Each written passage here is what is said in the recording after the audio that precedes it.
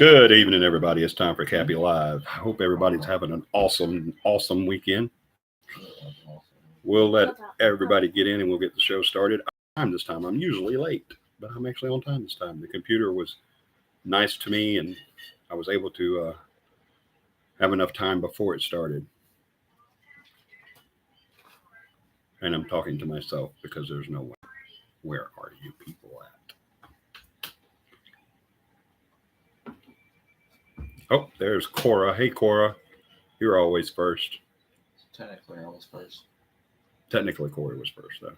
Hey, Corey was before Cora.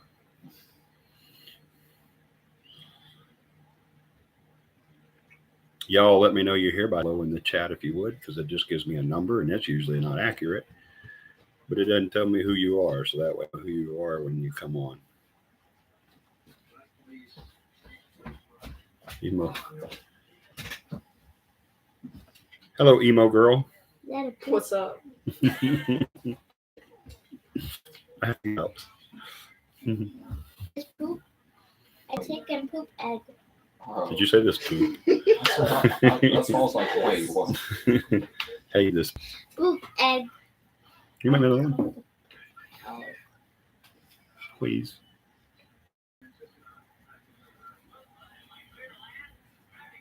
I don't think I was on last weekend. Was I on last weekend? Nope. No, you weren't. Remember your goat, Why did I not go on last weekend? right? No, that was before. You probably was hurting. Was it? I thought that was the weekend before. Well, last weekend was, I did go on last weekend, but it went right back off. I wasn't on very long. That's what it was. I had connection problems. I kept losing sound. And now it's even saying connection unstable. You look like an unstable. You can hear me? Cora, Emo, Jenny? Not Emo. I know she can hear me. Let's just say your voice is very I hear you just fine. Loud and clear. loud and cool, brother. It's like you're right next to me. It's almost like I'm right next to you. The stream is a little laggy and delayed. I am so sorry. Okay, good. You can hear me. Awesome. Yeah, a little laggy and delayed. Unfortunately, I can't do anything about that. That's going to be between the connection and YouTube.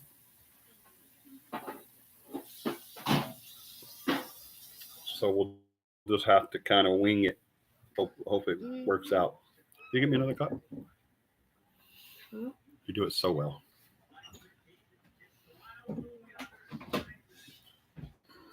Where Who's Colton? give him that to Gabe. Oh, give him to Gabe. But I was supposed to watch. Hey, Michelle, how do I do this? Oh, you're going to do it? Show him how, baby girl. What's the... Where's the cup? Take this down, then got that, and got that one. Then put it in there. Doesn't matter how. Yeah, the top up. Yes. All the way up. And then put it to 8, It's already 10. 10. And then hit this. No, the push button on the bottom. There we go. Then Very laggy. I'm so sorry. Let me see how bad it is.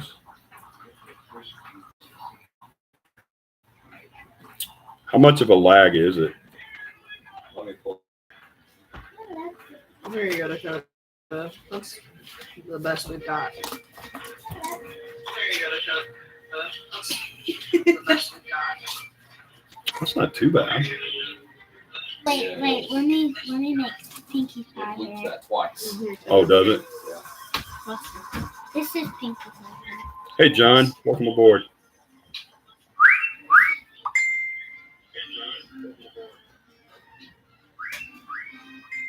No, that's not too awful. Yeah, just until it's light brown. And then 3 sugars.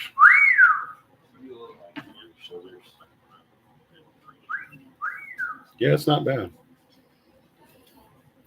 There's 4 people in the stream listening to everything you say 14 times because we're all making Right. sure it sounds okay. Yep. Too funny. I put mine on airplane that way. It won't be too loud. Currently at work. Currently, not Corey or corny at work, but currently at work. But this 3 spoonfuls of that spoon is in here. Ashley's the coffee maker person. Dakota does real good too. Do for your weekend. Did y'all have fun? I worked most of the weekend. I was just off today, and we've done nothing but family today because yesterday was nothing but work. I thought it was going to be like a half a day at work, but it turned out to be an all day and most of the night kind of thing. So it was kind of hectic.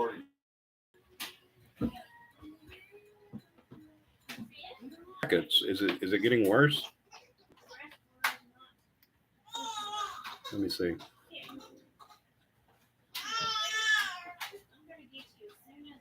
Thank you, buddy.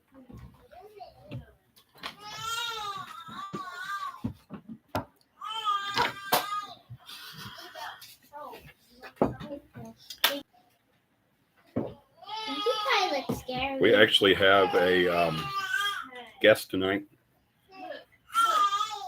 Someone who's never been on the show before.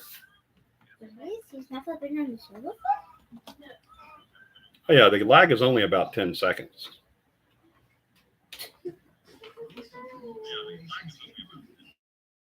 See? On my end, anyway.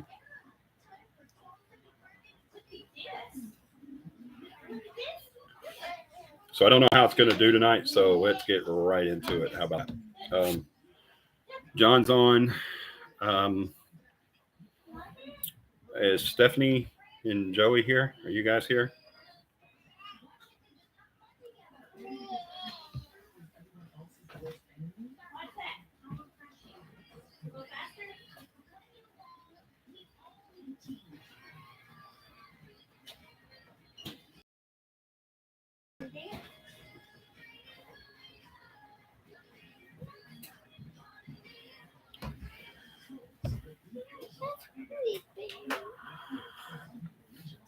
Yours is completely freezing, but it's tolerable. Okay. I'm sorry, guys. I wish there was something I could do about that, but unfortunately there's not. I know that gets kind of aggravating. Not off the top of my head, I don't. Yeah, I know. I doubt it, but they'll try. I'll bet you. How much money? I ain't betting you. I'll bet. I don't know. John, are you still here? Let me know. Let me know. Let me know. Let me see. I may have it on here, actually.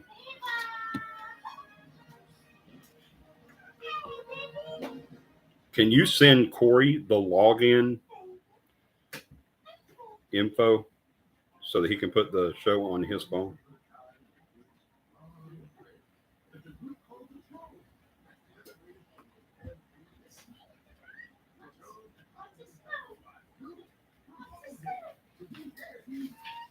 Is that possible?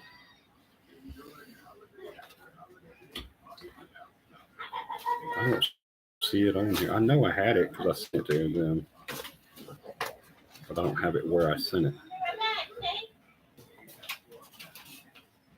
What is this? Let me know if you can do that. I know you don't have it. Yeah, you have the login, don't you? I gave you the login.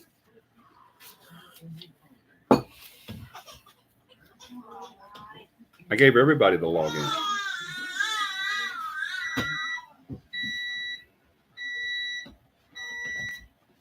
So CAPI Paranormal, you know that phone? Yeah. Do you remember the login for the CAPI, Michelle? Guys, we're going to try to fix this.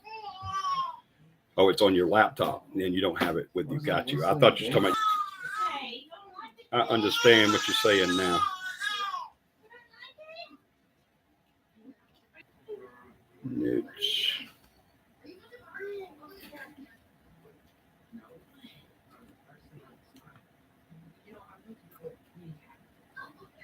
We're going to try to fix this, guys. Give me 1 second.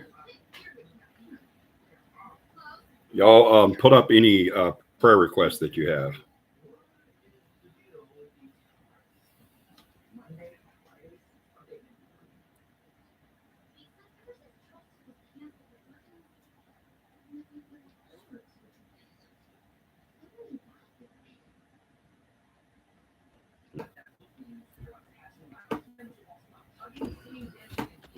Yeah, I would love the house we're moving in right now.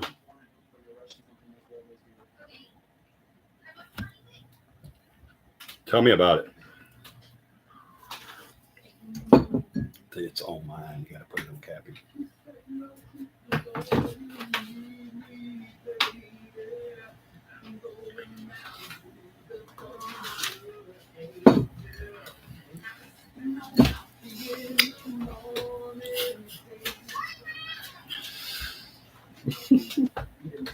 Corey, can you cut that chicken up? Yes. Here, I'll find it. Oh.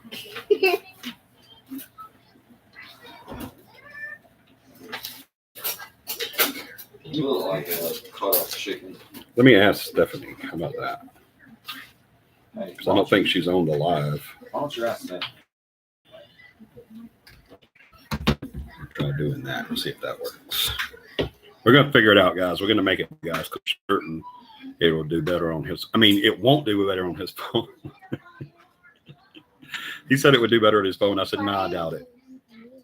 Lots of activity here. We moved in with hubby, grandmother after a stroke. Lots of people have passed in the bedrooms here. Wow. Where's it at? What town? What town is this in?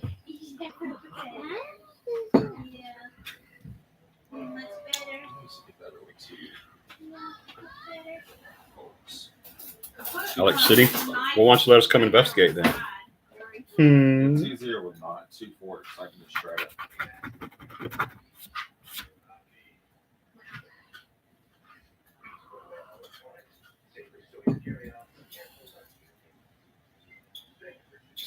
Let us investigate this sound. Hey, you come to this. I know I want to keep Beth and Tom in our prayers. Stephanie and Joey, they're going to be going through a move soon, so keep them in your prayers. Keep John and Michelle. I would love to. She's a little weirded out by stuff like that. Let me talk to her. Put her in touch with me, and I'll talk to her about it. I'll unweird her out. Just you. So just let me holler at her. Keep me in your prayers. Keep the toe turd in your prayers. That's good. Beth's doing real good. She's doing much, much better. I can't get Stephanie. I don't.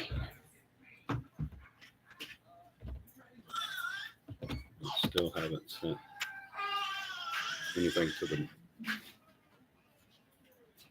No. Copy that.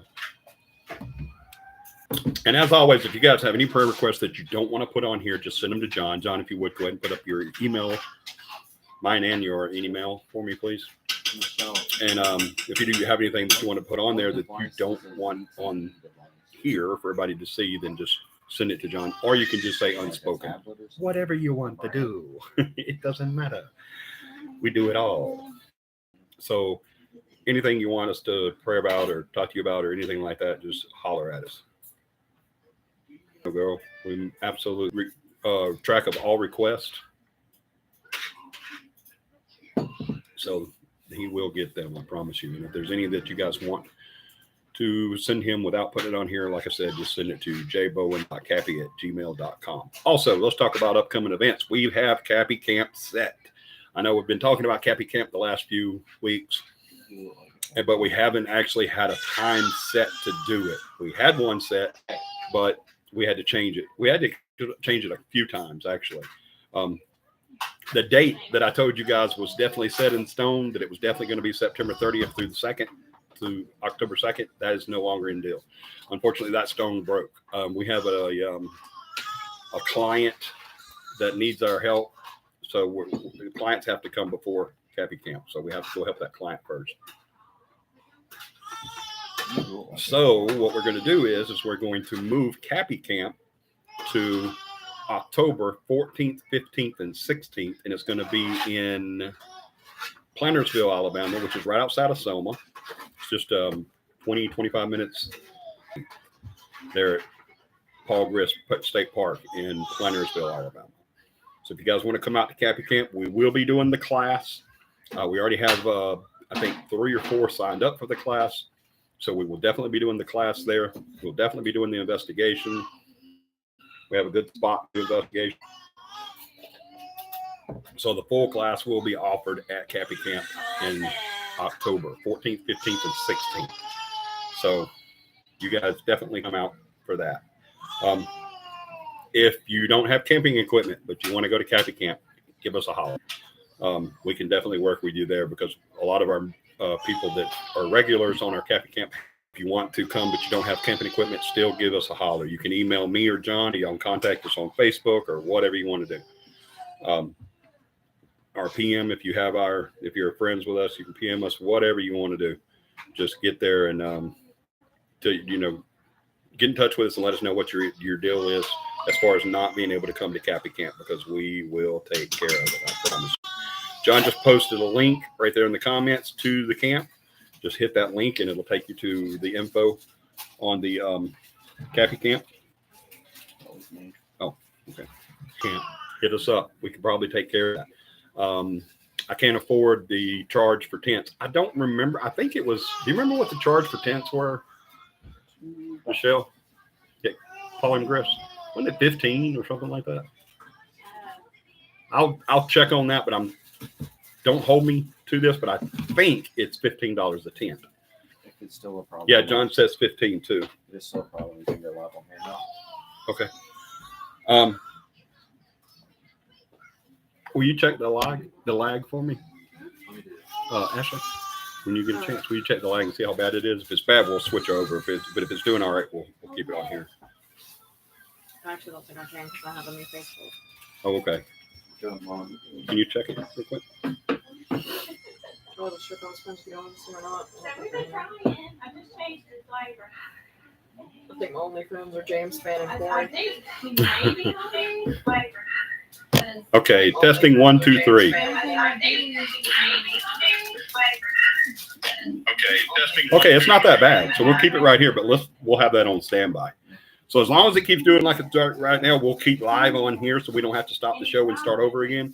But if it does mess up, we'll switch over to the phone.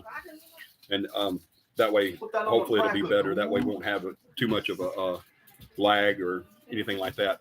I know the last couple of shows, it was sound was our issue, but I think I've got that figured out. So shouldn't have a problem with that. So what else? What are the kind of excuses do people have that they can't come to camp? I can't afford food to bring with me to camp. Don't worry about that. CAPI Camp always has lots of food. We always supply the food. All you have to bring is something to drink and your snacks. Ashley's going to be there. Yeah, camp style breakfast. If y'all never had that, it's amazing. And of course, at least one of the mornings, I'm going to make bacon cakes. So food is not an issue. Food is not a freaking issue. Do not let food ever keep you from CAPI Camp because we have the food covered. I promise you. You will leave CAPI Camp 10 pounds heavier than what you came. I promise you. How much for the class? That was my very next one, Jenny. Thank you. How much? I don't have enough money to take the class. We can work with you on that too. The class is actually $25. CAPI does not make any money on that. That's the only thing that we have a monetary price on that we actually charge for is the class. That $25 does not go into our an account somewhere or anything like that, and we live off of it. I promise you, because we don't make enough on it. That $25 pays for material. It doesn't really even pay for all of that. So, but that is the one thing that we do charge for because that material gets really expensive.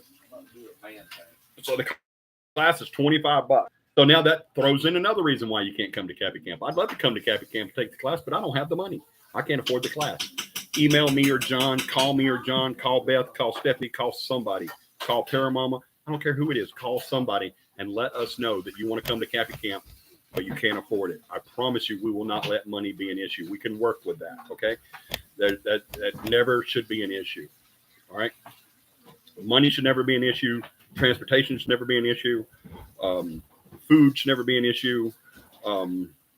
There's nothing that should be an issue that will keep you from CAPI camp that we can't take care of. Okay. So let us know if you want to come. It is an amazing time. For you that do not know, here's what CAPI camp consists of. Remember, it's October 14th, 15th, 16th in Plantersville, Alabama, just outside of Selma. It's not as bad as Selma. It's a great place. It's very quiet. It's out in the woods. They have bathrooms. They have showers. They have tent sets. They have gazebos. They have a huge lake with a bunch of ducks and geese. It's an amazing place. It is. It's super beautiful. And it's going to be an amazing place October 14th, 15th, and 16th. I promise you. So you guys definitely try to get there. Here's what we do at camp. Friday is when everybody kind of gets there and gets settled in, finds their campsite, puts their tents up and everything like that. Here's how we do that. As soon as we get there, so usually it's either me or John's there first. More John than me. But what he does was, as soon as he walks into CAPI camp and gets settled and everything, is he starts putting up his tent and his campsite. That's exactly what he does. Usually whenever I get there, John's there setting up his campsite. What does John starts on the phone? They do not cuddle. What they do is they go equipment, but you don't know how to set up a campsite. Not a problem. That's what we're there for. We all come together and we help everybody until all the campsites are set up and everybody's ready to go. Once that happens, that's the rest of that day is just playtime. You just go and explore. You can go hiking. There's a bunch of hiking trails there at Camp Chris. Huh? Yeah. I should say while we make food. And that's absolutely right, because that night, after all that free time, that evening is our first meal. We go in, usually while everybody's doing their free time at the lake or hiking or boating or swimming or whatever, we go and we make our food for that evening. That's when we usually start, is around late afternoon for that evening. We make a lot of it too. And once that's done, everybody gets together. We eat a big meal with everybody. We fellowship. We have an amazing time. We sit around the campfire. We tell stories. We tell paranormal stories. We tell life stories. We tell scary stories. We have a really, really good time. We always have a big campfire. We always have a big time. Saturday morning around 10-ish, never really works out that way, but around 10-ish, we start the class. The class is set for 8 hours, but it takes sometimes a little less, sometimes a little more, depending on the participation during class and how it goes, stuff like that. But around 10-ish, we'll start the class. And then after the class, we break a couple of times before lunch so people can go to the bathroom, smoke, whatever. Then we come back, and then at lunch, we leave for an hour and go eat. And where am I going to go eat at? You can go right there at the campsite, because while we're doing that, somebody's at the campsite cooking for lunch. All right. We always have that covered. And so when everybody eats lunch, we come back, we finish up the class. After the class, we go and do the hands-on training where we bring the equipment out and everybody sees everything and how to use it and everything like that. Then that evening, now, if there's any time between hands-on to the investigation part of it, then you just have free time. You can go do whatever you want to. You can go chill out in your tent. You can go swimming. You can go swimming there. I don't know what the weather's going to be like in mid-October, but I think it's going to be pretty nice. So I think we probably can swim. So bring your suits just in case. And then after that, we go that night after the sun goes down to this abandoned ghost town there. They're Camp Grizz. It used to be an old campground. Most of it, yeah. The gym's gone, but all the building, the cabins and all that stuff is still perfect. You still go in them and everything, man. That's cool. Oh, thank you, baby. You didn't have to fix that. Thank you so much. It's been hiding and now it's back. But inside joke. But we have this abandoned campground, which is really cool in October because it starts making you think about Lake. What was it? Crystal Lake. Crystal Lake. Yeah, it makes you think about Crystal Lake, during Halloween, So it's would you have to stop? Oh, thank you, buddy. I'm sorry, you just sat down You're too. good. I won't. Yeah, that one. Thank you, buddy. And so it's a lot of fun, y'all. It really is. That night we stay in there until everybody's done, and we usually investigate until everybody's just done. And then after that, between that time and when we go to bed, we go back to the campfire. We tell more stories. We eat. We fellowship. We have fun. We usually stay up really, really late talking, and then some people actually go to bed. It just depends on what you want to do and how you are at night. So then, yeah, we don't sleep. It's not during CAPI camp. There's too much to do. So then after that, everybody goes to bed. Whenever they're ready to go to bed, they go to bed, blah, blah, blah. The next morning we get up, we have a big breakfast. That's usually whenever Ashley does her, what's it called?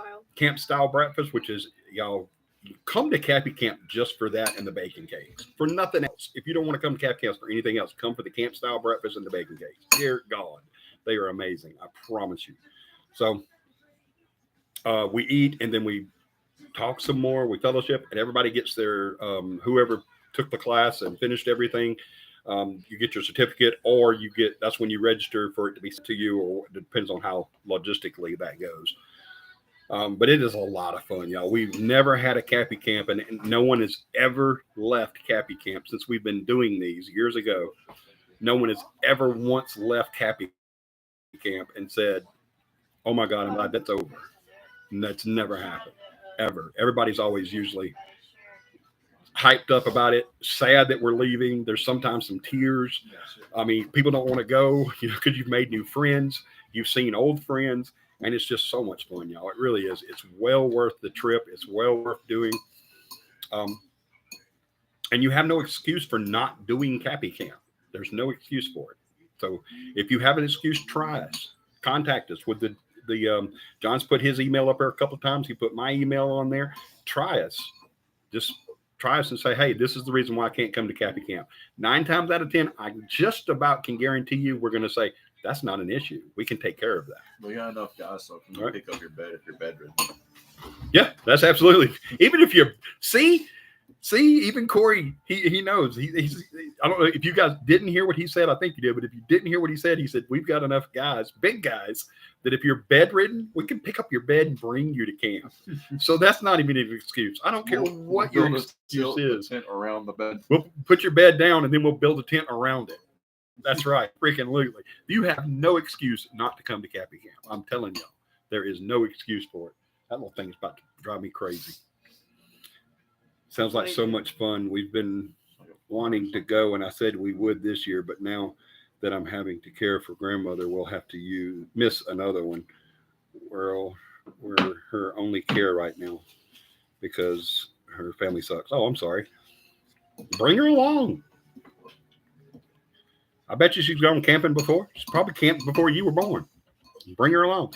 Just like Corey just said, bedridden doesn't even matter. We will come get your bed, take you to camp, and build a tent around your bed. We'll throw you in the back of the truck. You'll be fine. Yeah, we'll put her in the back of the truck. No problem. We'll even put her in a rocking chair and put her on top of the car like they did in National Lampoon's Vacation. We can do it all. There's no reason not to come to CAPI camp. There is absolutely, positively no reason not to experience CAPI camp. It is so much fun. And right now, this time, we're not even going a world away. So we're not even going up, like a massive amount of distance from there. That's good. That's fine. Thank you, buddy. So it's not even that far to go. I don't know how the whole dementia and a mobile thing would go. If she has dementia, she might be fine. You never know. We'll just tell her she's on a dragon on the way there. Yeah. We'll tell her this none of this is really happening. We'll probably mess with her, to tell you the truth. I'm just kidding. I've had several family members that had dementia and Alzheimer's, but sometimes it is fun. I had an uncle that used to walk out and greet everybody in the buff. He wouldn't have any clothes on. He had Alzheimer's. I promise she's not fun. I'm going to start doing that until I have dementia. Yeah, My just walk grandma out. did it, and everybody claimed that it was because she was losing her mind. She did that when she was completely sane as well. Yeah. She did not care. Yeah, I had an uncle that was married to my Aunt Brenda that did that all the time. He should have people over, and he'd just come walking in there and it's like, hey, how y'all doing? Not a stitch of clothes on. Like, not as well as you are. Yeah, not as good as you. We want some of what you've been taking. She's a mean one. She's one of those mean dementias. Got you. I know that is too. My grandmother was, but she didn't have dementia. She was just really evil, and old. Don't talk about any story like that. Her too, but I wasn't talking about her. But yeah, there's and all locations are 9 times out of 10 we may be able to fix it. All right, so let us know. CAPI Camp is a lot of fun, y'all. It really is. All right, I think that is it. Some more upcoming events. Yeah, Michelle said today that she said they decided to come out there. She said apparently Corey really wants my chicken and rice. You told me this was good, and this is freaking. You weren't wrong. It was really good. Cooked several times. I made chicken farm the other day. Since y'all moved here. Yes, since we moved here, she's been cooking a lot. Yeah, chicken. She was getting home before me. And I made like a chicken noodle. All right, so let's get started with the show. I started this whole series on Selma, and I kind of wanted to clean that up and get it, get us to our next, which is Cahaba. Cahaba kind of plays into it. And then like cheese, rice, and chicken. I'm trying to remember. Did you watch the last show? Did you watch the last show? Oh no, sorry, my brain went. I was trying to remember. John, what did I end with? I jumped in and watched a little bit, but I don't remember. I don't remember what I ended with. Because I talked for a little bit, but I don't remember what it was. Want me to pull it up and go find out? Would you? Yeah, just go to the very end of it and see what I ended the show with. I think I ended it on the castle.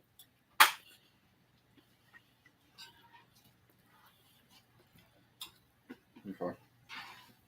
7 days ago for 28 minutes. The hour one. Before that. The hour one. Not 7 days ago. 2 weeks ago. That's 2 weeks ago. Yeah. Okay. All right. He's going to look that up. Figure out what we ended with, but I think it was the castle. They would come in this house with me, and I would talk to them about the paranormal. And another team would have them upstairs talking to them. Nope, I ended with Cahaba. Team and another member of our team. Okay, cool. Thank you.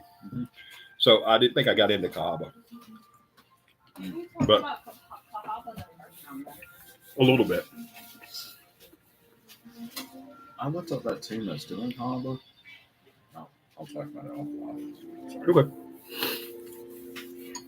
Oh yeah, I agree 100%. No, you can say that online. They suck. Oh, okay. I didn't want. Yeah, the new team that's doing Cahaba sucks. It's called North Alabama. I'll even say their name. I don't care. I've told them this to their face. Yeah, the team that does Cahaba is called North Alabama Paranormal, and they suck big time. Is it not? It's not North Alabama Paranormal. That's who started it. Is there another one now? Yeah. And they're worse than North Alabama? Yeah. That's who took over when we left. That's who she wanted us to work with. I don't care what they wanted.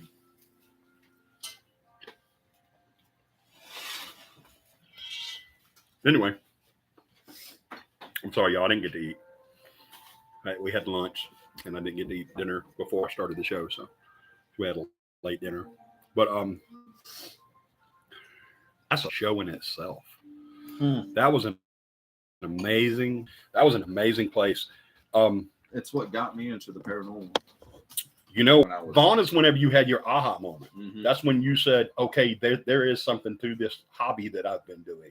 Ever since Vaughn, Yes. Hooked. Yep.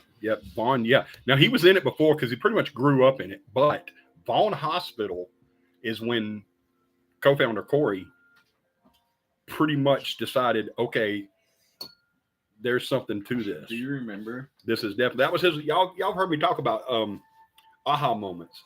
And that was his aha moment. Do you remember what happened when we walked outside of the hospital and we were standing next to Sandy, I believe it was? We were listening to the recording. Yes. Do you remember what the recording was? Yes, I was going to talk about that. Where's Corey? Yep. Yeah, I don't forget stuff like that. I have the worst memory in the world, but y'all will never forget Vaughn Hospital. All right, let me give you the backstory. At one time, there was one hospital in Selma. It wasn't a location that we used to investigate. It was actually at another location in Old Town.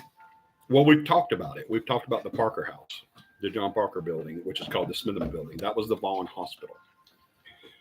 for years. They Web needed. Paranormal Group. Now I don't even know anything about them. Yeah. We'll have to research them. Yeah. Send me some info on them. But Thank you. what's wrong, buddy? Oh, Drink. it went down wrong. It got stuck. Dakota, will you hand me my drink out of there? It's a small Diet Coke. You know what her shirt says? I just realized it. Peace out, yo. It says on the back too, like that. Yeah, It does. it does. All right, so they took Vaughn. What is that? Can you talk a little bit about Reapers? This relevant to a situation of ours? I'm curious. Yes, absolutely, we can. Remind me. Thank you so much. Oh, you can take it off. Thank you. Actually, don't have to. I've found out that that's not even a thing. They can't. Yeah, that's not even a thing. You're not monetized yet. Right. Yeah. What are they gonna What are they gonna copyright claim? The $0. Exactly. All right. Really? I dropped it again. I know. Also. So what happened was it was at the Smith Mill. Y'all have seen it. I showed you last week or week before last when we was last on. I showed you the building. Big, beautiful, 3 or 4 story brick home. It's beautiful. And it was the hospital. Well, it came up to where that was the only hospital in Selma after the Craig Field closed. And they had the Good Sam Hospital, but it was like a Good Samaritan type hospital, just like it's called. So they needed a bigger place. So they built the hospital out on Dallas Avenue 22 going towards Mississippi. So they got the building built and everything a long time. Don't hold to another hospital was built in Selma called it was Four Rivers before it was Four Rivers. Selma Medical. That was it, Selma Medical. And it became a hospital. So then we had 2 hospitals in Selma. We had Vaughn Hospital and Selma Medical Center. Over the years, everybody would tell us when we'd take them there. And so after a few years of doing that, more than a few, after a good many years of doing that, a company bought both hospitals and closed the Vaughn Hospital right after they had just done like $30 million of renovations into this place. Completely just shut it down almost overnight.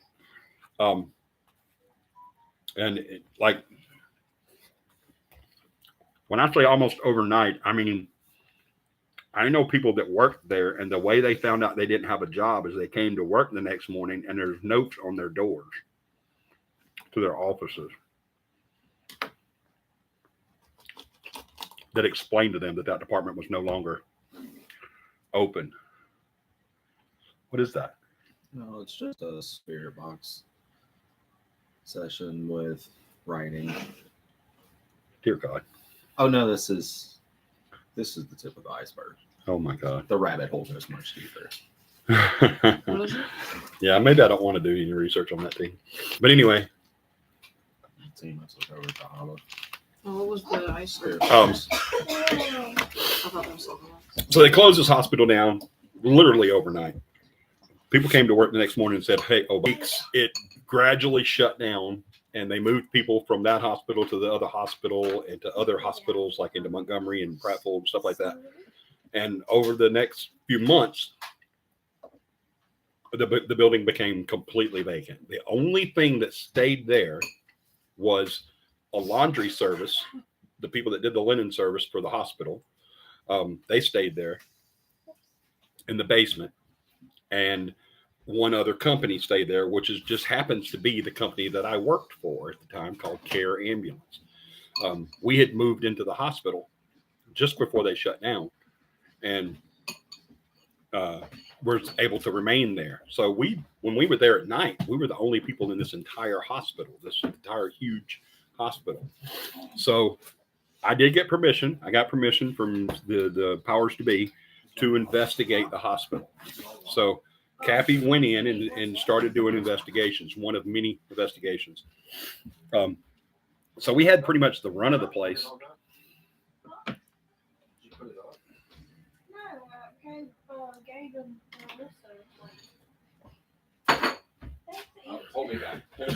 And we did the investigation there. We went into it thinking, it's an old hospital. It's going to be really cool. It's really cool that we've got permission to investigate this. It's, the chance of a lifetime. We can go in and actually investigate a recently closed hospital. So we did that. We went in and did investigations. And at first, I think it was really cool that we were able to investigate a hospital, especially recently closed. And Are you talking about bomb? Mhm. I thought you just did it on your own at first. Was it your first time investigating the hospital? a hospital or that hospital? That one. Yes. I did, but I didn't. I was just going officially the team. Producer was asking me. He said, "I thought you did that on your own." I did do that on my own. So,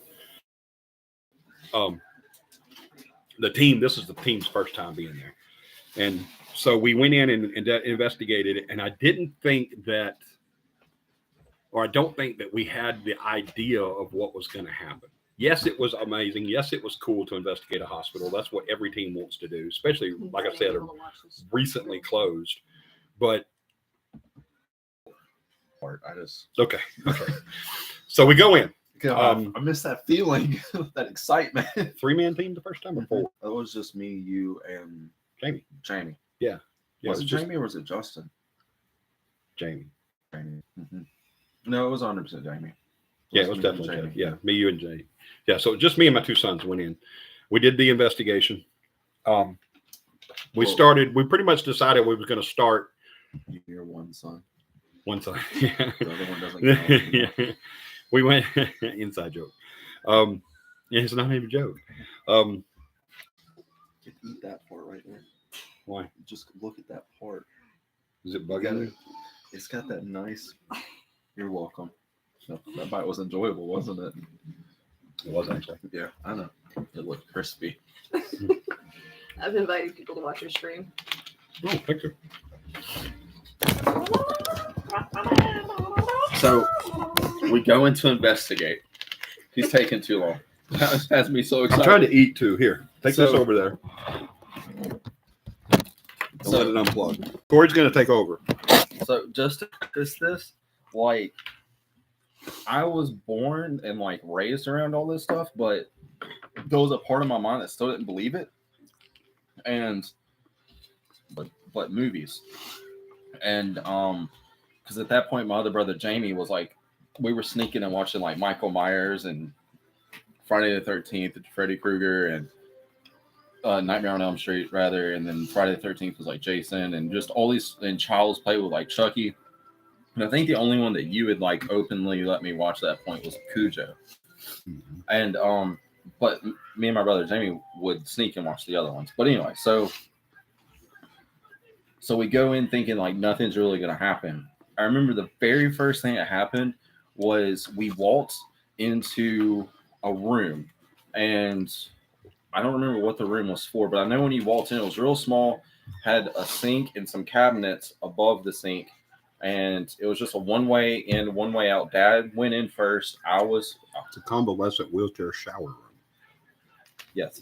And I was in the middle, and Jamie was behind me. And as Dad gets to the back, Jamie says, "Look." And I turned, and the cabinet started opening on its own. But what alerted Jamie to it was the click of it. So it was one of those cabinets that closed because it had like a magnet on the shelf and then a magnet on the door. And that actually clicked and came open. It gave resistance when you open it in. And we sat there and watched it open, and Jamie took pictures, and we actually got a picture of an orb coming out of like the cabinet. Well, so we had that happen, and we were asking questions. We kind of sat there for a minute. Well, we came out and walked out of that room, and went and kind of to a room right across the hallway, kind of like diagonal. Once again, Dad walked in. I was walking in. Jamie was walking in. And Jamie and I both heard what sounded like a broom being swept across the floor almost. Or a mop, just something like that make that sound. And so we started taking pictures at the end of the hallway. And we also took pictures inside that room, and we thought that we had an apparition in the window. But do you remember what that ended up being, Dad? It was a reflection off that box. Yeah, it was. So there was a dry erase board and a cardboard box, and it caused the perfect reflection off the flash from the camera or whatever. It caused a reflection, and it just so happened to angle perfectly on the window that was like the second or third floor up or something like that. Third floor up. And we thought we had something like that for the longest time, but I think either you went back and recreated it or something, but we did something and debunked it, but I wasn't there when that happened. But we thought we got that. But what's super cool, what I got so excited about is that sweeping noise that we thought we heard before we went into that room taking pictures. Jamie or myself, I don't remember who, started taking pictures down the hallway. I want to say it was Jamie. And at the very end of the hallway, like past the nurses station, there was two big, like in the hospitals, they have like those big metal doors, and there are usually like two of them like this. Well, this one was open. It was like open like this, and the other one was closed. And I think sitting on like the edge of the door was holding it open. I think there was like a chair or something, so like towards the back. And in that doorway, we got a perfect picture of this lady in what looks to be like a red dress. And so it got like heavily scrutinized, and did it get recognized by the North American like Paranormal Society or whatever? And like it was never debunked. And the National Paranormal Society, that's it. Yeah, and it was never debunked. And it's called The Lady in Red. And it was so freaking. She's in a red dress, and that's the noise that we heard. Like the sweeping across the floor was like the sound of her dress. Like now that we knew it was a dress, like it makes perfect sense. But like the sound of the dress skirt across the floor. And I'm currently finding that picture as we speak. Okay, cool. And so what else I want to talk about that happened that night? The pitch black room, the perfect dark. That was the records room. The records room. Yeah, we went in there, and I felt something grab me on the wrist, and there was a bunch of other like just like creepy like. It was mostly like noises and stuff that was happening a ton. Like you could, and there was a lot of like stuff out of the corner of your eye that kept happening. Was there anything else big that happened that you could think of in there? Yeah, I'm waiting for you to talk about it. Huh? The EVP. Oh, well, yeah. Other than that, I meant like inside the hospital. Just sound like remember the doors? Yeah. Opening and closing. It sounded like that one where we had that growl. Remember, because that's the reason we stopped and took a picture of that room where we had the reflection in the window, because it was a growl. Oh, I don't remember those. Yeah. It was as we was walking past that room that you were talking about, where the picture that looked like the little girl standing out on the third floor. Yeah. Standing outside the window looking in on the third floor. The reason why that picture was taken was because as we was walking by there, I think it was either growl in the me or Jamie that heard had to have been that had okay, so that's when I started taking pictures in the room, because before we walked in the room we heard the sweeping on the floor as well, and that was the lady in the red dress. Investigation, and then we get outside and we decided, because it was like one of those. As a matter of fact, was that the recorder that we couldn't upload anything to? We just had to like, that was when we had the, so we couldn't even have backed that up, but we got outside and we wanted to listen to just one of the rooms where I was asking questions, and we happened to choose that room. And Sandy, which was a lady that he had was working with, and I'd known her since I was like a kid, because she worked at Haynes with you as well, didn't she? Mm-hmm. Yeah, I'd known her for forever. And man, it makes me miss that whole crew. Anyways, except for you guys throwing me like a football. So we started listening to recordings, and one of the recordings was a recording asking, it was a little girl's voice saying, "Where is Corey?" And there was also another one that we got. I can't remember what it was. The "Where is Corey" stuck with me because it said my freaking name. And you don't forget those.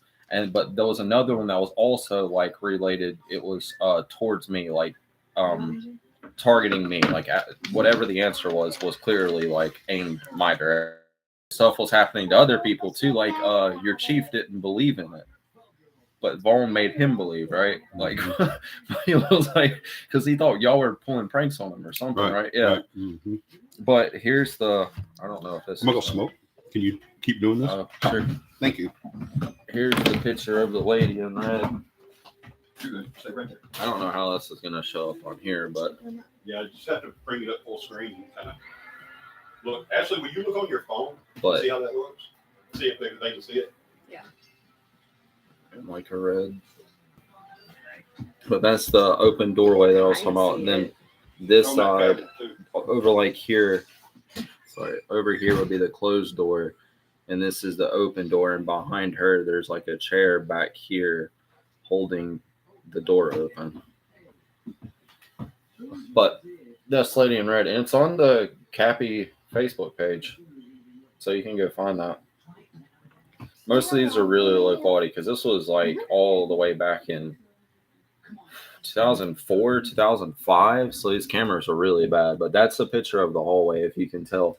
And like all the way back there in that black spot right there, you see that spot there? That's the door. And then the open spot is where we got the picture of her. And that was like a description that we had put. And then, and we actually got an orb in that hallway as well. And that's the orb right there. And that's the hallway where we heard the sweeping sound.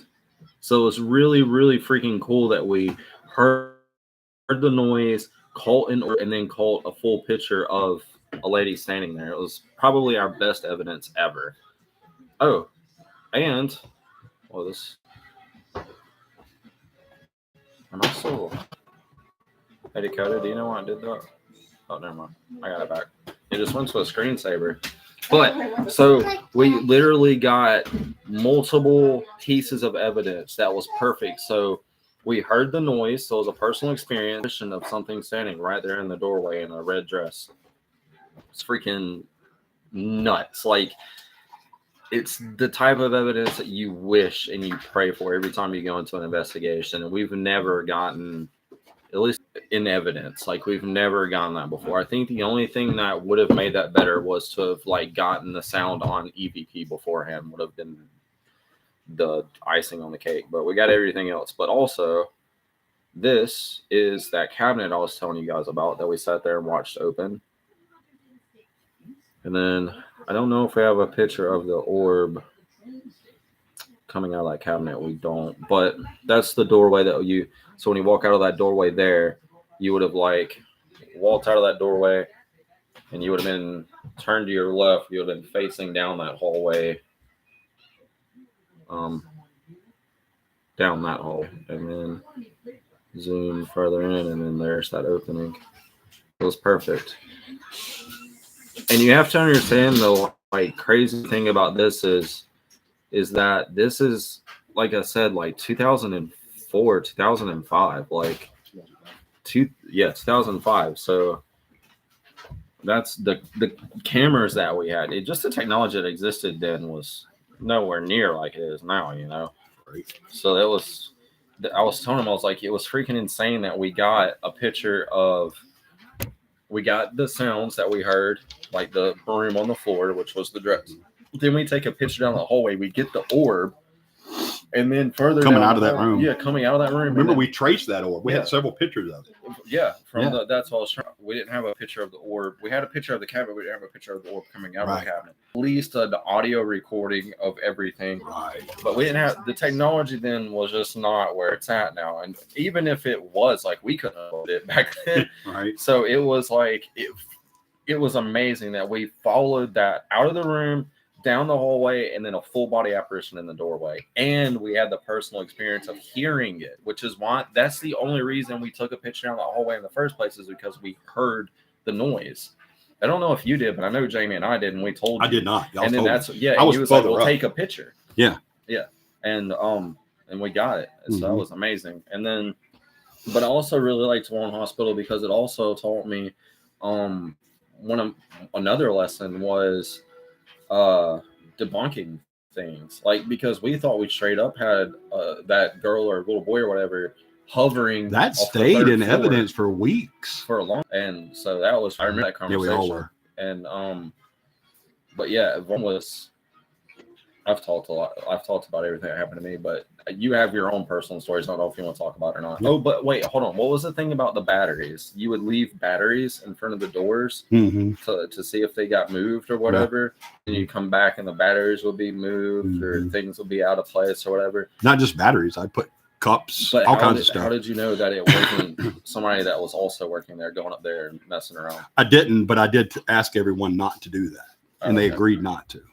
So, but there was no proof that they didn't. So, in the way that we all were then, big jokesters, I could see someone actually doing that, going up and moving that, just to mess with me. Yeah, But I did ask everyone, please don't move. the only other question I want to ask you before I give you the camera back Mhm. is off camera kind of. So the EVP of the little girl that still scars me till today, because you know me, like, you know, and this isn't me bragging. This is just, it's how it is. I'll go to the creepiest, scariest place. I don't care. Like, I do not care. I'll do it. I'm a little bit more freaked out, like if it's inside my own home. Yeah. But like, Yeah. but like if it's at like a freaking like sauce furnace or I don't know, somewhere that you would look at and be like, oh, that's haunted. That's haunted.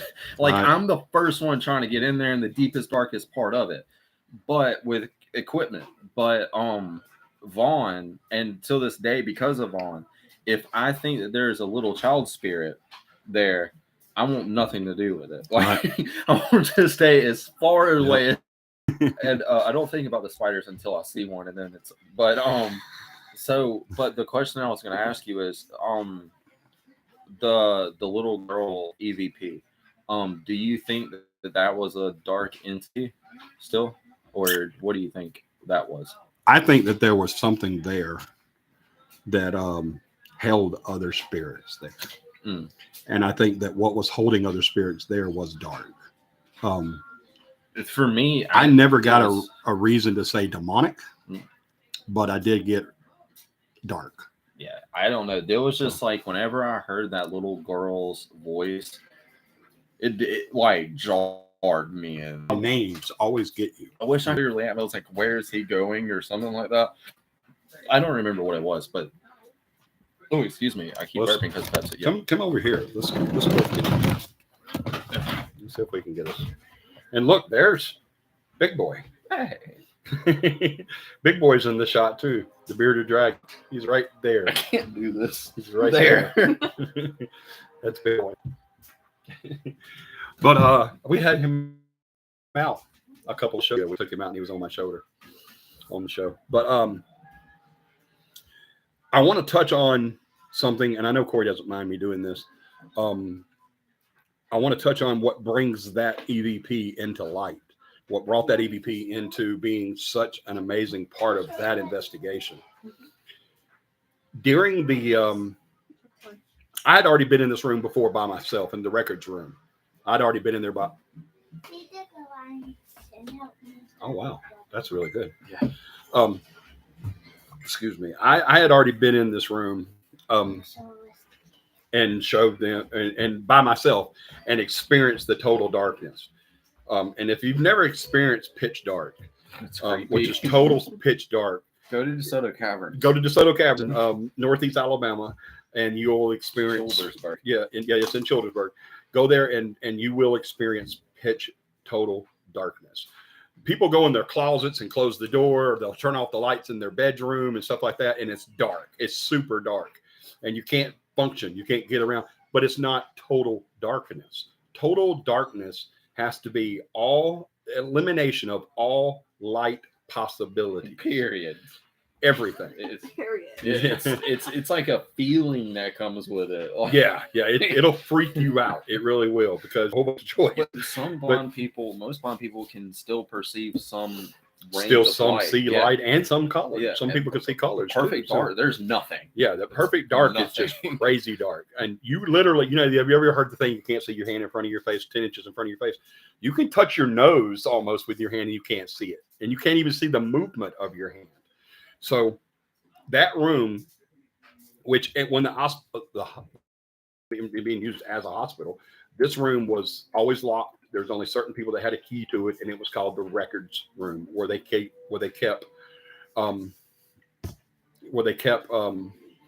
all the patient records. And there was a very, very sensitive object. You know, that's super, super hush hush. You can't tell anybody about your medical field or your medical history. So that's where they kept all those. So obviously you couldn't go in there.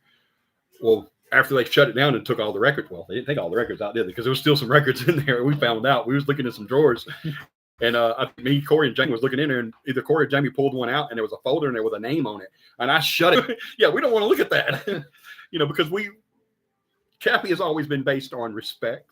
It's always been based on integrity. It's always been, and our clients aren't our clients. To us, looking at those records would be betraying. The people in those records were not our clients, obviously. They were just people at the hospital, but the hospital was our client. We had permission from the powers to be there, and that would have been to betray in that. So we didn't do that. But the day that I went in by myself, I went to that room and I closed the door. And as soon as I closed the door, I was like, holy crap. I started fumbling around on my trying to find my flashlight because, dude, it was dark. It was blackout. You couldn't see nothing. It was total pitch dark, and I wanted them to experience this. Having said all of that, right after we did that, Corey came to me because he knew. Because how old were you in 2005? I was just starting high school, so like 14. Yeah, 13, 14, 15. Yeah, in that area. And he knew that if he came to me and said, "I need to go. I can't do this. I got to go." He knew that that's what would happen. Is that there would be no questions asked. You can ask, point and laugh. we point and laugh at him and say, "Oh, you allow them to leave by themselves." Someone goes with them and takes them out of the situation, and it's a big thing. That happened with Corey right after that pitch dark that I've ever worked with in paranormal, that I could tell him to go deep dungeon of investigating. I mean, you went in the basement by yourself at the castle. Yeah, one time. And that was a friggin' dungeon. One time. Yeah, you did that once. I learned my lesson. Yeah. It let me know But real quick. there's never been anywhere that I've told Corey, "Hey, do you want to go in there by yourself and see what you get? See what you feel, see what evidence you get?" He's never said, Wait, no. I went down there by myself and it was fine. Yeah. Yeah, it was completely okay. It's when we really started doing the cleansing down there is whenever you had to leave. No, it was just me, you, and Steve, and nothing else was happening. Or was it me, you, and Mike? No, it wasn't me at all. I was outside. Oh, it was me. I wasn't even Mike, there. And I was Steve. outside talking to Steve and the other Steve. Me, Mike, and Steve Yeah. Brewer, and we were just. But let's not get into that yet. We'll talk about that in a minute. I just want to use that as an example. There's never been anywhere that Corey won't go. He's not scared. All right, so the total darkness was cool, and it's something they had never experienced, and it was cool for them to experience that. But that's not what made Corey leave. He got a feeling that said, "Hey, you need to get out of this situation right now," and he did. Well, right after that is when we got that EVP that says, "Where's Corey?" So that's why that was validating. Almost. Yeah, it was exactly. That's what it was. It was a validation of the fact that Corey had left and that entity had been messing with him ever since we were up on the 3rd floor. Because the whole time I remember telling Jamie a couple times, like it kept like static electricity on the back of my neck. Like it kept feeling like something. And one time I told Jamie, I was like, "Dude, it feels like something's breathing on the back of my neck." Yeah, the whole time, like it was just little things to him that wasn't happening to anybody else, and it was kind of like gearing towards him. And that happens during investigations. You can have 1 or 2 people on an investigation that gets into it emotionally, physically, more than everybody else, and that just means that they're being affected more by this particular incident than anyone else. And so that happened with Corey during that. The fact that we get this EVP that says, "Where's Corey?" not long after Corey left the building, and it validated the situation that we were in. So that's what made that EVP so amazing. And that's another reason why I tell y'all, when you go to get equipment, get a recorder that has a USB program. Remember that time stuff we like deleted that. all the evidence that we had for a long. No, that's too. You remember it had that not Candace, but Courtney fell on the bridge and that little boy laughed at her. King's Mill. Mm. So yeah, I did. And it's not Gandhi thing. It was a technology ignorant thing. I never knew, and I still don't really understand a lot of our equipment that we use. I know what it does and what it means when it does it, but it's in all them. So getting equipment that has a USB, but then having a backup to a backup. yeah, backup to a backup to a backup. Absolutely. But And John knows that too. John's many times. John has said that things on computers. What's it called? SSD or No, the other. M.2 external hard drive. Hard drives. That's it. That's what he says. He always wants to get his external hard drive so that we can back up all these evidence because, and cloud is the best thing now. Yeah, the cloud because it's unlimited. But excuse me. Let me catch up real quick. Oh wow, that's a great shot. Oh wow. Okay, you was talking about where you had showed him that picture. Yeah. Is Corey going to camp? Yes. Yes, Corey and Ashley will be at camp. She's already said that she will be making her Camp style. Camp style. I keep wanting to say camp stew, and I know it's wrong, so I don't say it. It's camp style breakfast. And y'all, again, wow. What's the date again? The only thing that was wrong, now I do that Ashley made is she didn't make enough of it. That was a problem. It went really fast. So this time we're going to have like several skillets of this stuff. You say So October 14th. October 14th, 15th, and 16th. Yep. Yeah, Camp Griss. October 14th, 15th, and 16th. Yep. You guys should invite some people too. Yeah, Paul and all them. Yeah. But yeah, come for just that freaking that and bacon cakes. Wow. Yeah, but we lost. Got to do it. Got to do it. We lost the Larry's Corey. Yeah. MVP. Yeah. Not on that same. No, incident. this was just Yeah. because we couldn't upload it. Right. We couldn't upload it, and then that recorder quit working. I remember We lost a lot of stuff. We lost some stuff from Sturtevant out there too. Yeah, it was orange and black. We still have it actually. Yeah, it's just. Actually, I think I gave that away. We'd have to like delete stuff. Like we would have a different recorder that Yeah, because it would only hold so much. we would press play on it, and then we would record onto the recorder Yeah. that we could upload, and then delete the file so we could use it again because we couldn't afford another recorder. Yeah, I mean, it's crazy how 2000 to 2000 ago, Technology, but the amount of technology advancement since then just like is crazy. We were talking about. the I other mean, day. just in this, yeah, just in a phone, the stuff that is, it's crazy, and it really is. And so that's why I tell people, make sure you have, well, like Corey just said, back up to your backup to your backup. Make sure you have it. So, excuse me, the whole investigation there at Vaughn was amazing. It was, we got so much evidence out of that. And I've told you guys so many times, don't do as I say, not as I do. It's never, ever a good idea to investigate by yourself, ever. Especially sometimes, the time where I had the elevator incident there at Vaughn, nobody knew I was there. Nobody knew I was there. Whenever I arrived, I mean, they would have saw my vehicle there, but they wouldn't have known where I was at in the hospital. When I arrived, there was nobody at the base. I wasn't working that day. I went there just to investigate. I didn't inform anybody that I was coming. Didn't tell anybody what time I'd be back, anything like that. And in hindsight, I look at it and say, knowing that area and already knowing that there was a dark there, so excuse me. Just going into like a freaking 3-store building by yourself, period. Never a good idea. Never, ever, ever a good idea. But I did it. And I went to, and I think I've told this story on the show before, but I was on the second floor. No, I was on the third floor. And when they shut this place down, everything from the first floor, everything above the first floor was shut down. No air conditioning, no lights, no nothing. There was everything from the first floor up was just shut completely off. The only reason they left the first floor on is because us, the ambulance service, and the laundry service was in the basement. So that's the only reason that would light up the exits. Remember that? The exit signs. And at night, that's all you had with those lights. And so Johnny decides to go in and do some investigating because I had just debunked the little girl standing outside the third floor window. You jerk. And yeah, and I want to tell you something about that on our last investigation too. So remind me.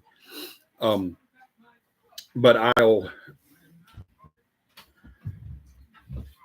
just realized that I was behind.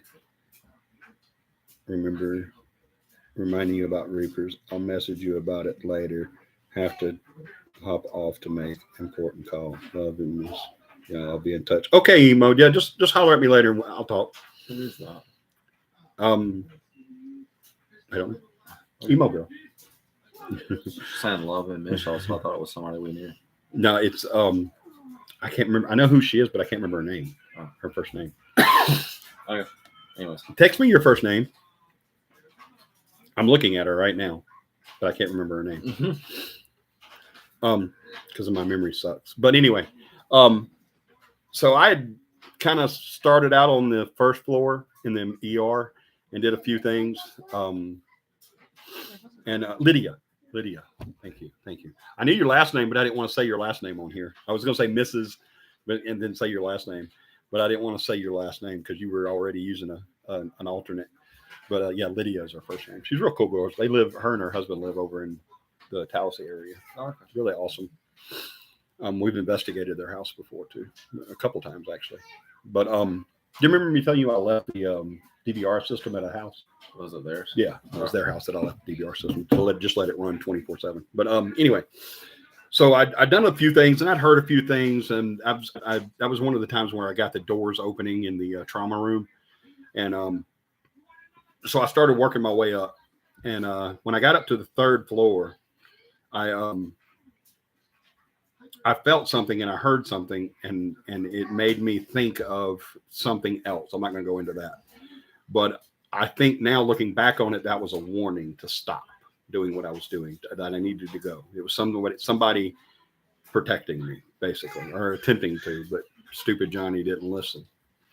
But as I progressed through this area of the hospital on the third floor, there was many places up there that we had investigated before, and kept hearing these noises.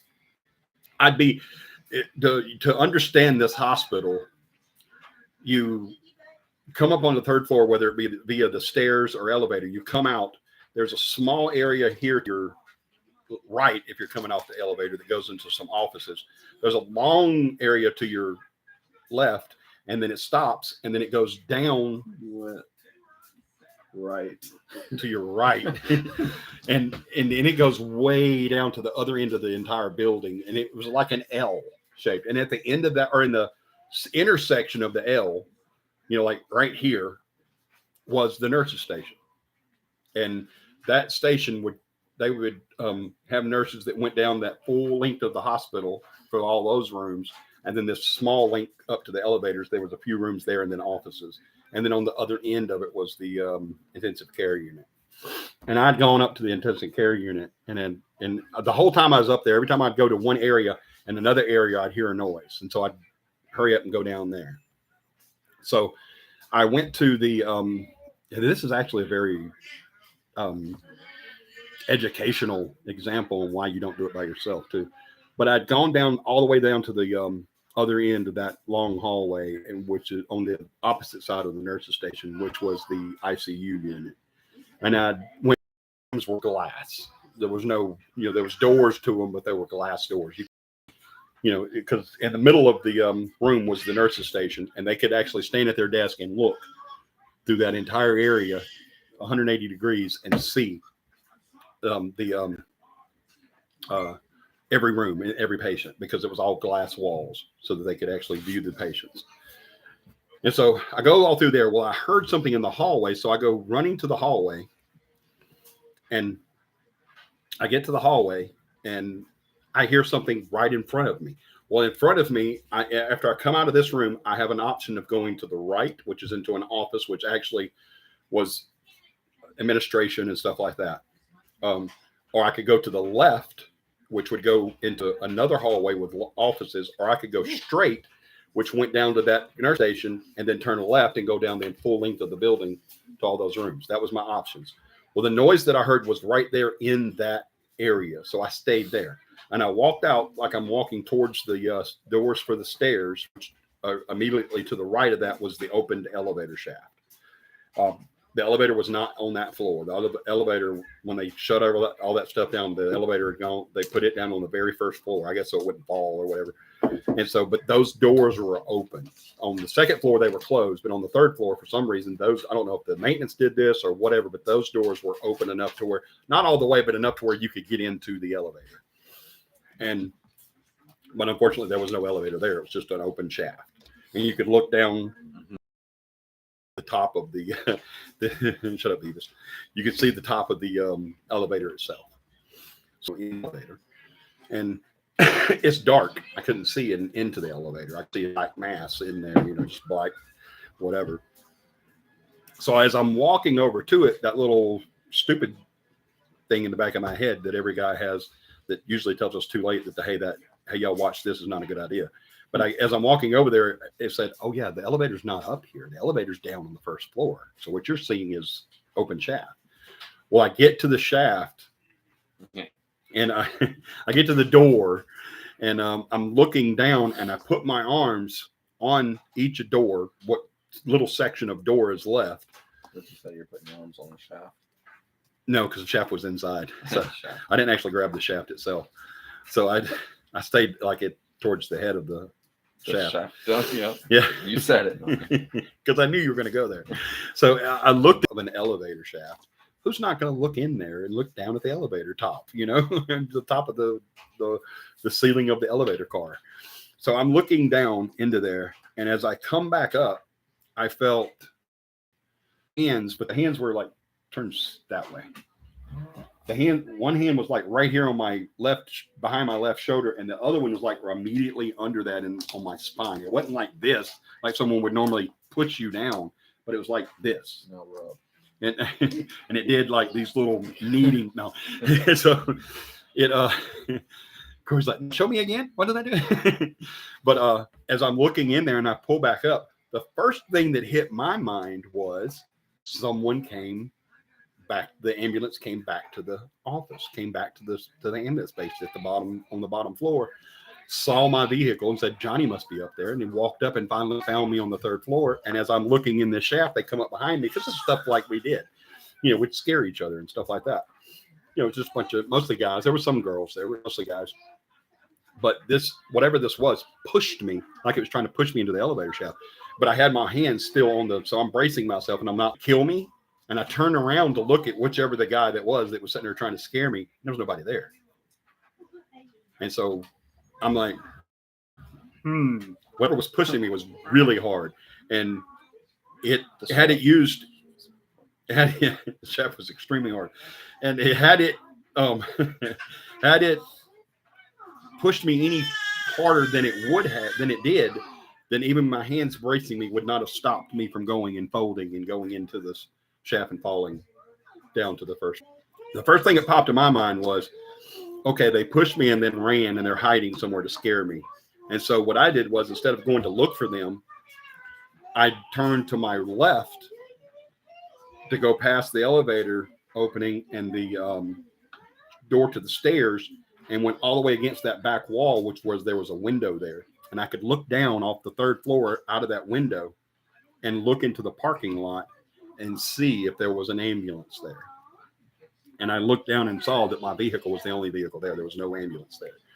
And so I immediately turned and went down to the other end of the hallway to another set of the ambulance space. And again, no one was there. No one was actually out there in the space.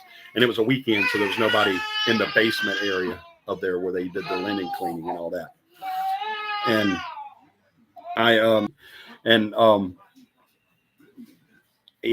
that kind of solidified for me that what was there was dark. It wasn't, I'm not 100% that it was demonic. As a matter of fact, if I had to put money on it, I'd say it wasn't, but it was dark. And it was holding others there. After that, I did go up a few times by myself, but not really investigating, just kind of inspecting and looking at my different traps that I set. Like Corey said earlier, I put batteries and stuff like that would not fall over. but were not extremely visible. And if anybody had been in that area or anything like that, I even put powder down in a few places to see anybody had walked over the powder. And I think we did a couple more investigations there before we moved. The business moved out of there and went to another area. And then not long out of that, I'd say within a year or so, they actually tore that building down completely. And if you go to Selma, Alabama now, and look where that is, it's just a big green field now. It's just a huge field. You would never know there was anything there. They got reports of the people that live over there, though, like Justin McAfee. Just said his name out loud, but whatever. A buddy of mine, he worked for the police in Selma. He got like late at night. They'd be sound like those people like screaming out in the field or whatever. Yeah. And then dome calls out there. And those houses And that were on the there'll be other side nobody of the road, a lot of those people was talking about activity there. That's too. what I'm saying. Yeah. There's people's in those houses. Yeah, we'll talk about yeah. And I have always wanted to. I haven't yet, but I've always wanted to go out at night and investigate that field and just see what I get. You know, maybe put some EVP recorders out there and some K2s and stuff like that. I think that would be interesting. But we will include that when we go to visit Selma for this series. And I really think, I don't know what you guys think, but I really think Corey should be present when we go to do the different The places in Selma. Yeah. Wait, are you getting back into like where are you going? Are you getting back like in All the Fremont? places that we've talked about during this series, we're going to go back to. Even Selma, Wetumpka, we're going to go there. Fremont? Yeah, Tremont. I'm not sure we can get into any of them, but we're going to go back and actually show the people. That as part of, we're doing this first part of this series as I was talking about the history, haunted history. Mm-hmm. And then the second part is we're going to actually go to these places, some during the day, some during the night, unless we're highly armed. But yeah, that was an amazing place. I'm not going to lie to you guys. I actually cried. It broke my heart whenever they closed that, when they tore it down. That just, I mean, it broke my heart that they destroyed that building and it. Oh, did you say something was on fire? No, you're good.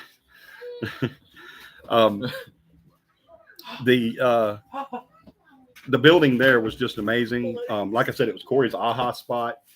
It it was Corey's aha spot. It had a shaft and it was crazy. But it really did. It broke my heart whenever they destroyed that. I would have loved to have been able to. They actually tried to sell the building just before they tore it down. Oh my God. Before they did tear it down, they tried to sell it. And I always wished I'd had the money to purchase it just as a CAPI training area. That would have been wearing gloves when you come near the top of that. Oh, John says, make sure you're wearing gloves when you grab near the top of that shaft, the elevator shaft. Because you don't want to get any dust on your hands. Or whatever, you cut yourself. Yeah, you don't want to get any ghost dust on your hands. There's still one place in Selma that I've never been able to investigate that I still want to investigate. Where's that? I don't know if it's still there. The old Civil War hospital over near where they do the Civil War reenactment. Oh, the old Baptist hospital. Yeah. But no, we never got to investigate that because it was never safe. I don't think they let anybody in. No, because it's not safe. The city wouldn't let us in there. Why isn't it safe? You could fall through the walls. Well, they were using it for storage for the longest time. Just the basement area. I still want to go in there. Oh, I'd love to. Absolutely, I would. I heard that's marked for destruction too. Makes sense. So I think it's going to bring it down. Someone bought that. And over by. I'm trying to think of it. Hold on. I always wanted to do the Good Sam Hospital too, but it's such a bad area. Good Samaritan Hospital. Yep. That's the one on Broad Street. That was the one I was trying to. I was like, what is it close right there to? by churches. Mm-hmm. Mm-hmm. But that is an awfully dangerous area. Yeah, and that building especially because there's a lot of vagrants that live there. Yeah, there's a lot of squatters. There's a lot of history with that building. That'd be awesome. There's a. Mhm. I never got to investigate the St. James, even though I think there's nothing there. But Yeah, we investigated St. James. We investigated Selma Times. The Teppers building. I want to go into just a bunch of the basements Where of these businesses that have like the old tunnels, which the tunnels are like boarded up or I've always cemented. wanted But to go in those tunnels. Yeah. I mean, I don't even think there's any. Is there? There is some openings off the riverbed. They're riverbank. underwater, aren't they? Yeah. But no, I just want to go investigate a bunch of the down, like in those. The thing about those tunnels is I think I've talked about this on the show before too. Is there for a while, like you'd read There's the paper, gold buried in them. there's tunnels. gold in them tunnels. But there was like every time you'd look at the news or the papers out of Selma, you would hear about somebody driving down one of the old town streets and then they fall down in the ground. Their car would be like, it'd fall in because there was a lot of tunnels there.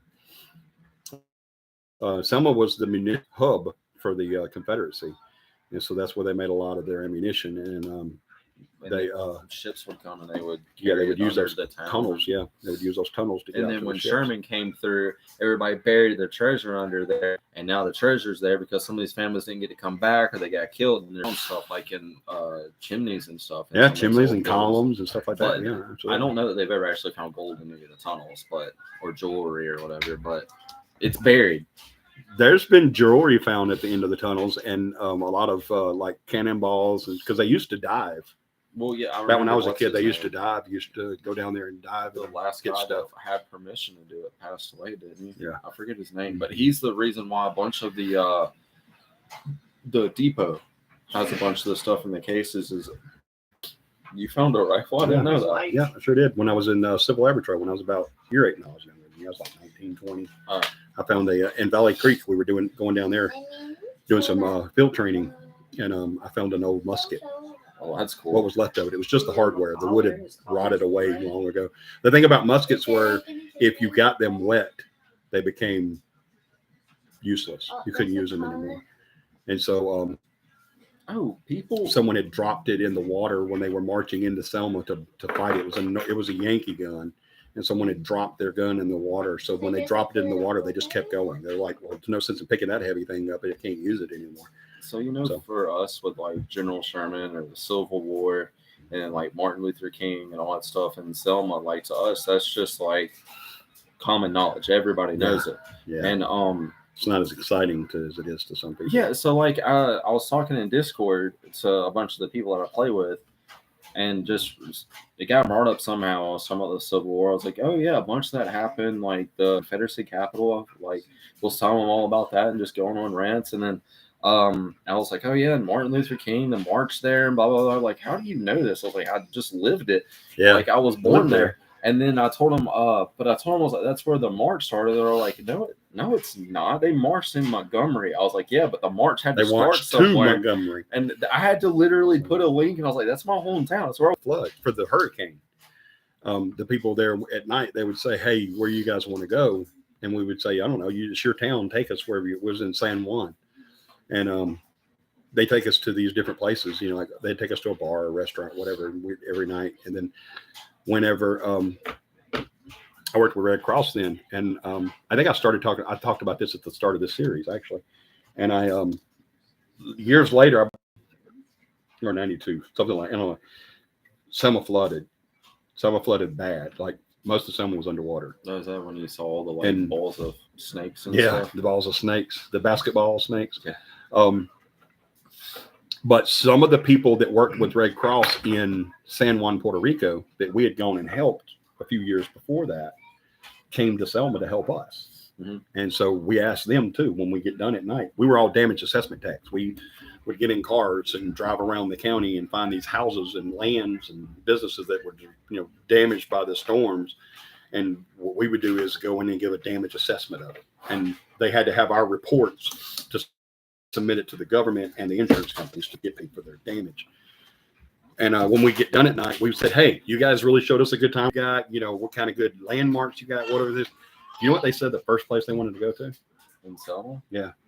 The bridge? The Edmund Pettus Bridge. Yeah, That's the first time. We're like, Why do you Yeah, why do you want to go? It's a bridge that goes over water. They're like, dude, since the first grade, we've heard about Bloody Sunday and the Edmund Pettus Bridge. Granny would get, and they were like, when they do the reenactment, like, why are they so obsessed with this bridge? I was like, you've lived here your whole life. Kind of a reason, yeah. Like, and it would just, to us, it was like, I guess it's like people that live in Orlando. And you go there and says, oh man, do you ever go to the different amusement parks? They're like, oh yeah, we've been a couple times. It's not that big of a deal. Because they live there and it's nothing to them. But to someone that lives here, when you go there, you're like, every oh my single God. day. Yeah, you know, like it's just a bridge. What's the deal? But there was the significance to that bridge to these people. So much history there, like so much. Like how many towns you can grow up? Like they'll have like these stories. Like every town has its stories, but like Selma, like we were kind of lucky to. Has the largest historic in the Southeast. Like it's insane the amount of stories. Like you can go to anybody really and be like, tell me about Selma. They'll have 100 stories. Yeah, yep. Absolutely. But there was just so much that went on there that provided the energy in Selma's good, but not all history is good. You know, unfortunately, there are bad. Bad situations in history. About Selma is all the bad history. It's just is what everybody remembers. But when they stepped away from that history is what happened to them now. That's why they're going through what they're going through now. They're becoming a ghost town. Yep. And anybody that's prominent and able to bring money there are leaving. So that's the bad part. When you step away from your history, one, you're destined to repeat it, and two, you're killing what makes you what you are. And makes that area what it is. Speaking of bad history, but did you know that whenever I was a kid, I don't know if you remember this, I'm sure you do. You know that I experienced segregation in Selma still. Oh yeah, absolutely. That was insane. Do you remember the guy in Selma, the swimming pool, where he wouldn't allow colored people to come swim in the swimming pool? It was Frank and his kids. Was it them? Remember Frank, my buddy? My brother. I remembered a family coming out and them getting denied, but I didn't know it was Frank and them. But yeah, that's how like Selma. Whenever it's crazy to say, like in the 90s, or like there was still segregation. It's insane. I didn't know it was Frank in them. Seriously, it was. Yeah, we invited Frank. We were a member of a pool in a little area of Selma called Selma. Frank should have picked that old man up. Oh, he wanted to. But, I wanted to more than he did. I can imagine. Frank was just like, y'all go swim, have a good time. And he looked at me and said, let me know if he comes back over here. Mm-hmm. But Frank was 6'4", 450 pounds. Yeah, he was a monster. But I got more mad than he did. We quit that pool. We left the pool. We were no longer members after that. But they did. I had a brother that was a colored man, and he was black. I remember, and he was the only non-family male that I could ever say that I truly loved. They had a problem with what's her name? Kendra's friend. They lived over there near where McDonald's used to be in the old. Yeah, I'm not gonna say her name, but yeah, she was. Them saying, I don't know how I remember this, but I remember them talking about how like he made those people were like that until that day. I miss old Selma. No, I don't miss that, but I miss being able to camp out in the front yard. Imagine doing that in Selma now. Oh my gosh, you couldn't. We used to do that all the time. You'd leave the front door open. Yeah, we'd leave the front door and the back door open. That was your air conditioning. Yeah, and then we'd sleep out in the front yard and it's 10. We wanted to wake up and go get in bed. We just get up and walk. Like we didn't even have to open the door; it was wide open. Yep. Or we'd go to inside Tony's house. They left the door open too. Yep. You'd get killed. Yeah, you couldn't do that now. You definitely couldn't do that now. I had a couple of buddies in school. My brother and I did that were black, and they come to our house one day after school to play football. And we were walking them back home out of our neighborhood across the tracks into their neighborhood. And a police officer stopped and asked us what we were doing. And we said, we're just walking them home and then we're going to go back home. And they told us, well, y'all two go back home. And they picked this was in the 70s. And they picked those two boys up, put them in the car. Mm-hmm. And Seriously? Never saw them two boys again. They didn't come back to school. I don't know if their family moved or I don't know what happened. I know that was just because they were in a neighborhood. I know there's probably plenty of like places in America that kept segregation for a long time, but it was just weird to me, like having memories. It feels weird, like being born in '91 and having memories of segregation in a place like that. Like, how it's like the complete opposite in Selma now, though. Like Mhm. the complete freaking opposite. Yeah. It's Yeah. insane. Like Mhm. I'm terrified. I would be terrified to go into Selma right now. Selma has a black mayor. Ooh, I'd be. I remember times in the 70s and 80s, if you told anybody black, white, green, or red, if they were going to have a black mayor, that they would have said, "You're out of your mind. That'll never happen." But I'm not trying to make this about race segregation. My point to all this Well, is it's part of saying is, history. like there's so much freaking history in our hometown. So much. Like it's insane Yep. how much history is there. And that provides a lot of energy. It really does. Man. And that's what we're going to talk about next week is the energy of the area, what it does to develop these hauntings in a way that will provide haunted history. The next town we're going to after Selma is called Wetumpka, Alabama. That place is crazy. We're also going to be doing Mississippi, just because we don't have the means to do that right now. But that will end our series before we start doing the field trips to take you guys along. There's a good connection for And- Selma and Wetumpka, actually. They Yeah. have something in common. Go ahead. They both had an underground system, but the one in Wetumpka wasn't used for. It wasn't used to transport munitions to the ships. It was used to transport something else. Yeah. We're going to talk about that next week. I want to first of all thank Corey for being here tonight. I think what we're going to do is it's really awesome You're welcome for the segue. Yeah. I appreciate that. It's really awesome to have somebody here that can take over the show at any moment if I have to go pee or smoke. So I think what we're going to do is we're going to make Paramama make chicken and rice every Sunday now. So that way Corey will come out here and eat chicken and rice and be on the show with us. That'll get me. That'll definitely get him here because Paramama's chicken and rice is amazing. And tonight it was better than it's ever been. So she said she did something different. I don't know what it was, but I don't care as long as she keeps doing it. Don't say that. That will get me in trouble. It doesn't. I would do this. I love doing this for you guys, but I would do it for everybody, and I would also do it for just one person. I love you guys so much. I want you to do me a huge favor sometime this week. I don't care if it's a friend, family member, or someone you meet on the street. Give them a squirrely. No, give them a smile. All right, because that's exactly what we need the most of these days is a huge smile. We love you guys. Thanks so much for joining us. See us next week, and you're going to find out what was really transported in those tunnels in Wetumpka, Alabama. That brought. We appreciate it. We want you guys to give us your promise that you're going to have one heck of a paranormal week. Good night.